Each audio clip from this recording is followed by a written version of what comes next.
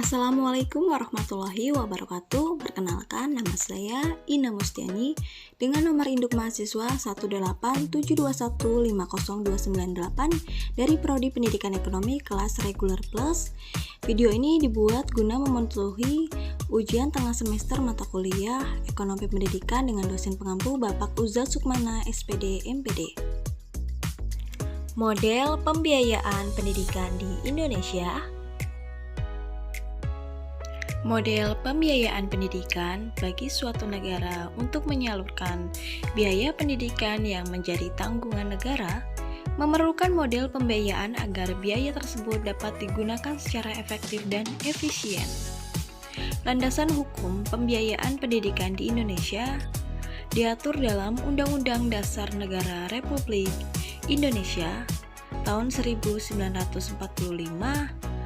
Amandemen 4 pasal 31 menyatakan bahwa setiap warga negara berhak mendapatkan pendidikan dan setiap warga negara wajib mengikuti pendidikan dasar dan pemerintah wajib membiayainya. Negara memprioritaskan anggaran pendidikan sekurang-kurangnya 20% dari anggaran pendapatan dan belanja negara serta dari anggaran pendapatan dan belanja daerah untuk memenuhi kebutuhan penyelenggaraan pendidikan nasional.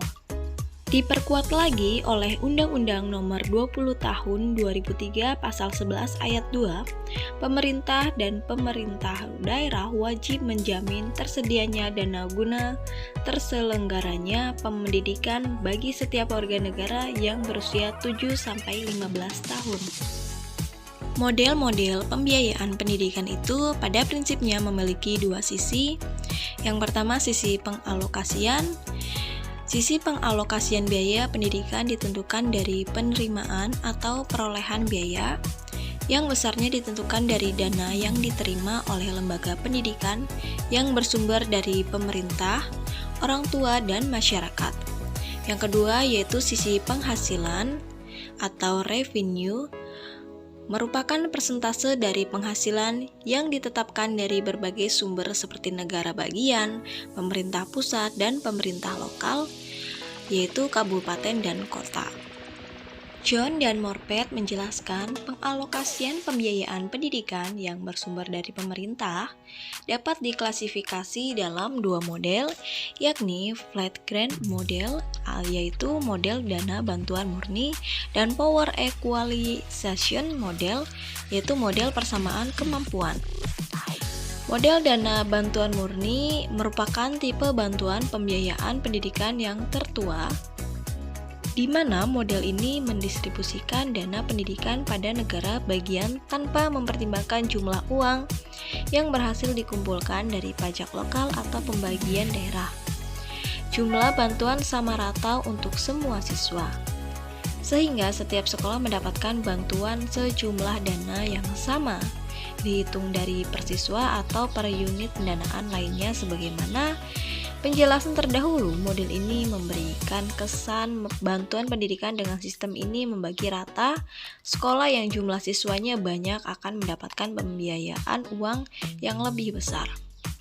Lalu yang kedua, model perencanaan persamaan kemampuan, yaitu model ini memerintahkan distrik-distrik yang sangat kaya untuk membayarkan sebagian pajak sekolah yang mereka pungut ke kantong pemerintah negara bagian. Selanjutnya, negara menggunakan dana tersebut untuk meningkatkan bantuan ke sekolah pada distrik yang lebih miskin. Terkait dengan model pembiayaan pendidikan, bahwa terdapat 4 model pembiayaan pendidikan, yaitu yang pertama, subsidi penuh dari jenjang pendidikan dasar sampai pendidikan tinggi. Lalu yang kedua, pendidikan gratis. Pendidikan tinggi diberikan kepada peserta didik sampai usia tertentu. Lalu yang ketiga, pendidikan gratis diberikan sampai SMA, dan pendidikan tinggi tetap membayar SPP sekalipun masih menerima subsidi. Dan yang terakhir yaitu semua jenjang pendidikan wajib membiayai diri sendiri. Penggalian sumber dana dapat diperoleh dari upaya kerjasama dengan industri atau memanfaatkan bantuan CSR, membentuk komunitas alumni, atau bersumber dari orang tua atau wali peserta didik. Kesimpulannya yaitu model pembiayaan yang ideal di suatu daerah sangatlah tergantung pada berbagai kondisi. Dalam mengelola suatu pembiayaan pendidikan diperlukan suatu konsep dan sistem perencanaan yang matang agar mampu merumuskan sistem pembiayaan nasional pendidikan Indonesia dalam kerangka otonomi daerah. Semua ini akan sangat dipengaruhi oleh pembiayaan dalam pendidikan, baik tingkat nasional dan daerah. Sekian dari saya, semoga video ini bermanfaat. Saya Ina Mustiani mengucapkan terima kasih. Assalamualaikum warahmatullahi wabarakatuh.